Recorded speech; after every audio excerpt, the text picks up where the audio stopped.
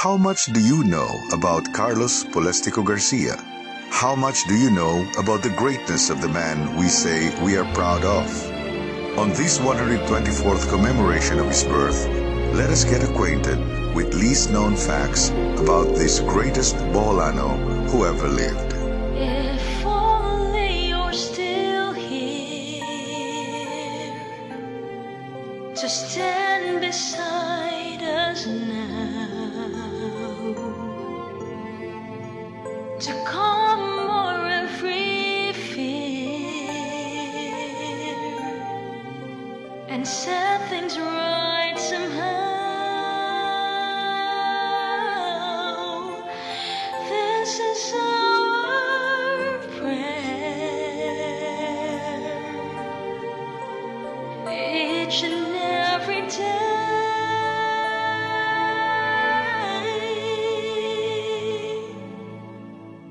In our darkest night, be our guiding light. Let our virtues lead our way.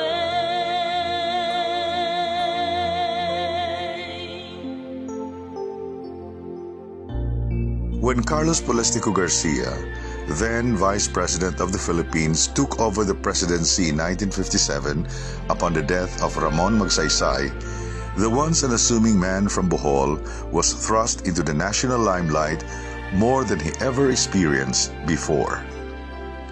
While CPG conducted himself in office with his usual quiet decorum and pleasant manner, he was not spared the fierceness of partisan politics. His detractors particularly made issue with this house he built for his family in the early 1950s, tagging it as a mansion of scandalous proportion and of dubious source. The issue, however, died a natural death because even then, both locals and visitors from outside noticed the mansion contained only 2 rooms, one for his only daughter Linda, and the other for himself and his wife Inday Lilang de Mataga Garcia. It is common knowledge that a mansion by its very definition must be a very large house with at least 5 to 6 bedrooms. Not quite known to many as well is the fact that at that time, the Garcia family only had this house to call their own. The family house in Talibon was burned down by the Japanese in their pursuit of CPG during the war years. As an aspiring politician in the 1920s, he had to stay from one rented house to another. When CPG was elected governor in 1933, he decided to take residence at the former ladies' dormitory owned by the government, the house that is now called the People's Mansion. These serve as his official residence since, unlike other governors of Bohol, he never owned a house in Tagbilaran. Still, this move was used by his detractors as proof of his so-called callousness, driving away the lady boarders in the house so he could take over the place. In fact, the ladies' dorm, built in 1926, purposely to provide female students of Bohol High School a place to stay in, had already been largely unused because by the 1930s, more and more houses in Tagbilaran had already started accepting boarders. Upon leaving Malacañang Palace in 1961, the Garcia family managed to purchase a lot and build their house there from proceeds of a loan from the GSIS. This was because, unlike most other former heads of state, CPG did not have substantial inherited wealth to bank on. Meanwhile, the now citizen Carlos P. Garcia commuted between his Quezon City home and his old house in Bohol. On Sundays, he would attend Mass at St. Joseph's Cathedral with his family on foot, just like other families in the town. Not long after his death in 1971, the Garcia family allowed the provincial library to use his house as repository and showcase of Bohol artifacts. Now, the former Garcia residence is on extended lease to the provincial government as a museum, a perfect showcase of the humility and simplicity of a man who best exemplifies the same virtues that our people, us Boholanos, continue to uphold and for which we are known for.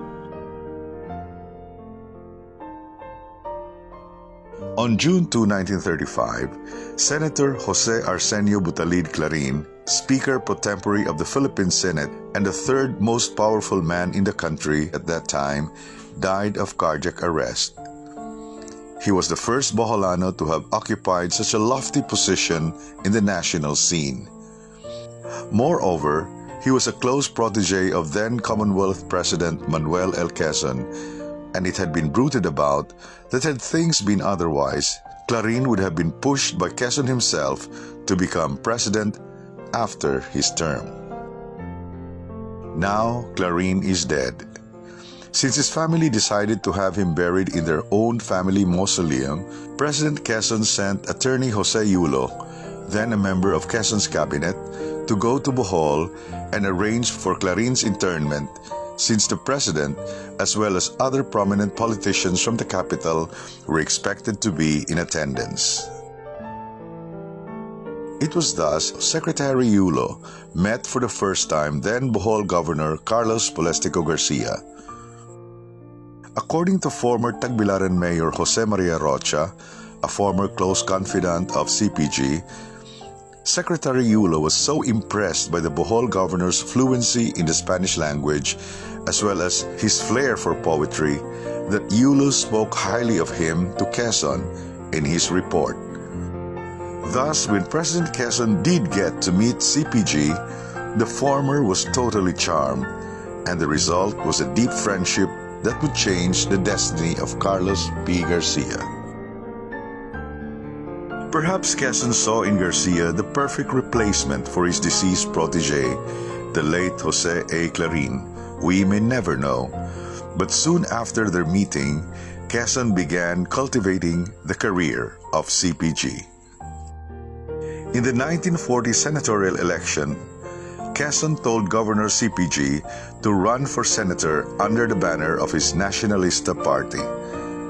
Garcia was flattered, but ever the realist, he demurred, knowing he neither had the popularity nor the financial resources to engage in a national senatorial campaign.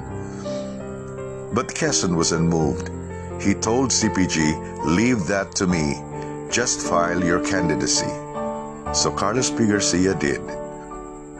Not long after, President Manuel Quezon declared the conduct of the 1940 senatorial election to be done by block voting. This means candidates would not be elected as individuals but rather by their affiliation under a party slate. And because Quezon was a very popular leader at that time, his Partido Nacionalista won by a landslide, and the otherwise obscure Boholano politico became Senator Carlos Polestico Garcia in 1941. Here, for the first time, the hand of destiny revealed itself to this humble islander, telling him he is meant to go higher in the world. But if this was exhilarating enough, more wonderful things were yet to come for Carlos Polestico Garcia.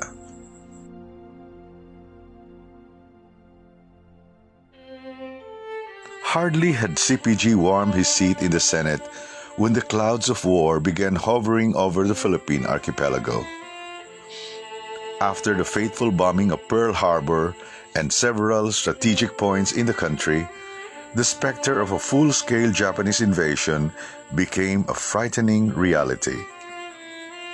President Manuel Quezon instructed all government officials to return to their homes or posts of origin and prepare for the arrival of the enemy, counseling them to do everything they could to mitigate the pains of the impending Japanese occupation. For some Filipinos, Quezon's instruction meant to collaborate with the enemy in order to protect the welfare of the citizens, but for others, patriotism meant refusing to cooperate with the enemies, even if it would spell doom for themselves, even death. Always a patriot, Senator Carlos P. Garcia chose to defy the new order. He could have chosen to live a life of comfort, closing his eyes and ears to the cries of his people under the brutal heels of the occupying enemy, like what others did. Instead, CPG chose to refuse to serve the new masters.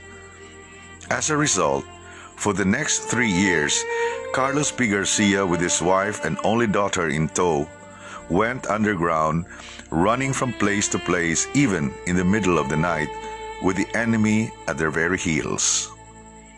As former governor and a sitting senator, CPG was a prize catch for the Japanese. There were occasions when they barely escaped the Japanese dragnet. There were times when his fellow citizens were tortured to force them to reveal his whereabouts. But the people protected him because he had become the symbol of resistance and hope for his people. Unknowingly, in the midst of these sufferings, CPG, in the eyes of many Filipinos, had become a hero in the strife. Thus, when the darkness of war was cleared and a new dawn of freedom had risen in the Republic, Senator Carlos P. Garcia emerged an even more prominent figure in the land.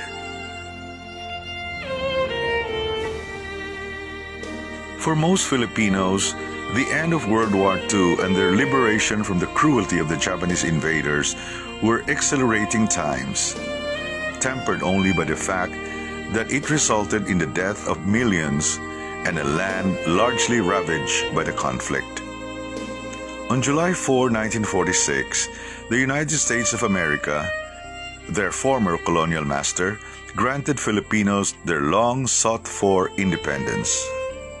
Moreover, the U.S. government promised to release $800 million for the rehabilitation of the country's devastated infrastructure due to the war if the Filipinos would ratify its proposed Bell Trade Act of 1946.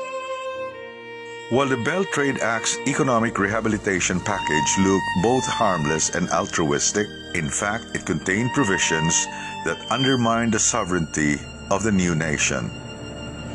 It actually tied the economic destiny of the country to that of the U.S. American business interests were given equal or parity rights over our own natural resources and tied the Philippine peso to the U.S. dollars, among other onerous things. While modified under the 1954 Laurel-Langley Agreement, the ratification of the Bell Trade Act resulted in the 1947 Military Bases Agreement, which allowed America a 99-year lease to military bases and facilities in many parts of the country. The situation may be likened to a pet dog being released to roam free in the yard, but with a new chain and collar placed on its neck. While most of our people did not see the anomaly of the situation, some nationalistic leaders of the country saw through the real intent of these agreements as a slap against our so-called independence and a furtherance of American colonialism. These nationalistic politicians raised their voices and denounced the treaties with all their might, but to no avail, because those were times when the word nationalism was considered almost an ugly term. Among those lonely voices that advocated to uphold Philippine sovereignty was Senator Carlos Polestico Garcia of Bohol. Like Don Quixote de la Mancha, he set himself out to beat the unbeatable foe of political indifference, even engaging windmills and earning the ridicule and contempt of others. Still, CPG persisted, a deep love for his country and his people burning in his heart. He may not have succeeded, but the Americans never quite forgot he stood against their interest. In 1953, Carlos P. Garcia was elected vice president to the very popular President Ramon Magsaysay. President Magsaysay gave him the portfolio of Secretary of Foreign Affairs. While this looks like a portrait of amicable relationship between the two powerful people in the land, in fact, it hid a story of uneasy alliance and political intrigue. As CPG biographer Gregorio Ironico wrote, the so-called Magsaysay Boys saw CPG as such a threat to the political future of their president that they continually excluded him from meetings and activities that would put him in the limelight. Ironico said, the designation of CPG as Secretary of Foreign Affairs was designed to keep him out of the capital where the national media might give him coverage. It has also been alleged that the CIA harbored such an intense mistrust for the nationalist CPG that they manipulated events such that he would not be in the position to succeed the very popular Ramon Magsaysay in the future. But Vice President Carlos P. Garcia went about his duties with his usual affable self, going to where he was needed or assigned, meeting people, and renewing old ties outside the limelight. In fact, in March of 1957, he was on an official visit to faraway Australia. In the morning of March 16, 1957, the plane carrying President Ramon Magsaysay crashed into Mount Manungal, killing almost everyone inside. More than 6,000 kilometers away, Vice President Carlos P. Garcia was given the sad notice and was advised to head back home, where he was promptly sworn into office as president to serve the last 8 months of the term of the deceased Magsaysay. A city set on a hill, the Bible says, cannot be hidden. When one is destined to be a light, you will shine, no matter the obstacles. Thus did President Carlos P. Garcia become President of the Philippines, much against the intentions of his detractors. When Carlos Polestico Garcia became President of the Republic of the Philippines in 1957, he declared Filipino First policy as the centerpiece of his administration.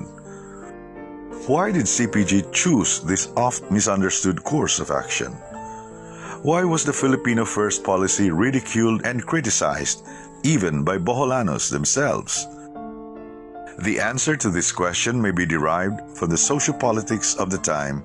As we have already presented earlier, the value of nationalism had not been an appreciated concept, especially in the Philippines of the post-war period.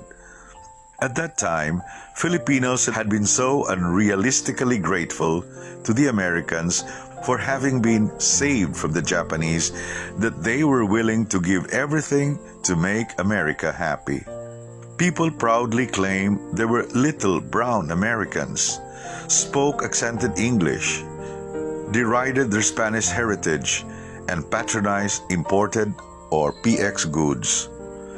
Thanks to the onerous economic provisions of the Bell Trade Act and the other American-imposed trade and military treaties, local industries withered progressively, just as our stature as a sovereign state lessened in the eyes of the international community. Foreigners like the Americans and the Chinese had the stranglehold on our economic destiny, and most people did not even realize their ill effects on our national consciousness and our self-identity. But President Carlos P. Garcia saw the root of the problem even then, and when destiny gave him the chance at national leadership, he chose to grab the rampaging bull by the horn. Filipino First policy may be seen as CPG's response to the frustrations of the nationalists experienced during the Bell Trade Act and Laura-Langley Agreement debates. Filipino First policy was aimed at giving Filipino industries and local entrepreneurs a fighting chance to compete in business in their own country. Above all, Filipino First policy was like an indirect countermeasure aimed at correcting a debilitating anomaly in our economic, cultural, and social attitudes and practices. As it turned out, CPG's Filipino First policy soon became a farce, not because it was inherently defective, rather it was misunderstood, unappreciated, even undermined by a people far from ready for essential change. Yet, Carlos P. Garcia insisted and persisted, just like the allegorical Don Quixote, who, in the musical Man from La Mancha, sang, "This is my quest to follow that star, no matter how hopeless, no matter how far, to fight for the right without question or pause, to reach the unreachable star."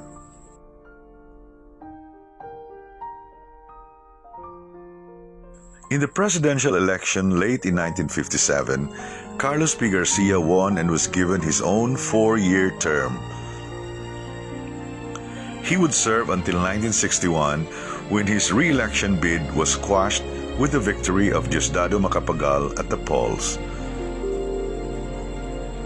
Now back to private life, CPG retired to his new home in Quezon City along the street aptly named Bohol Avenue. For the next 10 years, CPG would lead a quiet life in his place of residence together with his family, but visiting his home province and renewing ties to his homeland from time to time, just like what most Boholanos do. Still, CPG was fully aware of the ferment going on in the bigger society outside his beautiful home. The malice that was allowed to fester in the previous decades, and which CPG fought so hard to address, had morphed to become a smoldering social volcano that threatened to erupt any moment. At 74 years old then, CPG knew he was not anymore in the best physical of shape. But the patriot and lawyer in him urged him to do something for his beloved country. Thus, against the advice of his family and friends, CPG vied for delegate to the Constitutional Convention in the election in November 1970. Not surprisingly, he won. On June 1, 1971, he was elected President of the Constitutional Convention. In his acceptance speech, Carlos Polestico Garcia encouraged the nation to work for a better Philippines using the phrase from the Latin Mass, "Sursum corda," lift up your hearts. 13 days later, the heart that once beat with so much love for his nation gave up. It was 5:57 in the morning, June 14, 1971.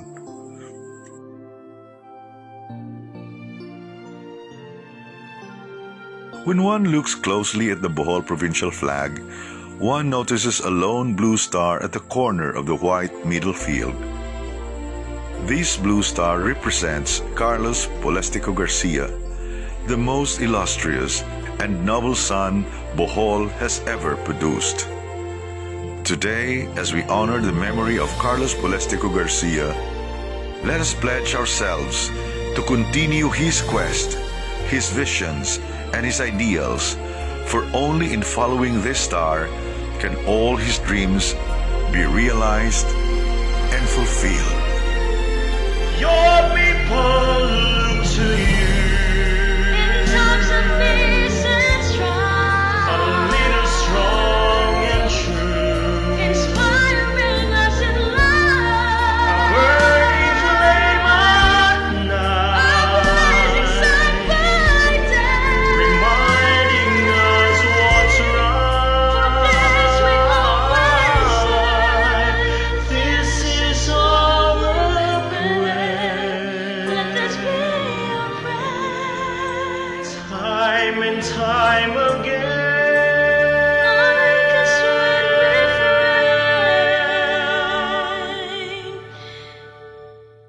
In our darkest night, be our guiding light. Let your virtues